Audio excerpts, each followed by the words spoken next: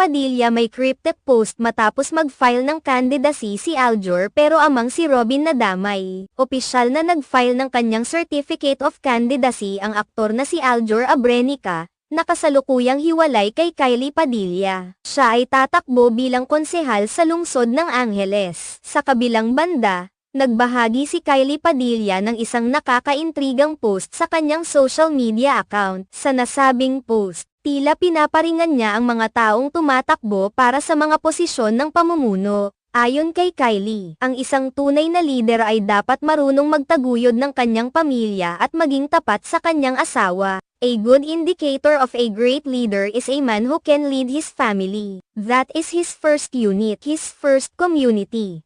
A man who raises his kids with good values, integrity and humility. A man loyal to his wife and remains true despite obstacles. A man who has a heart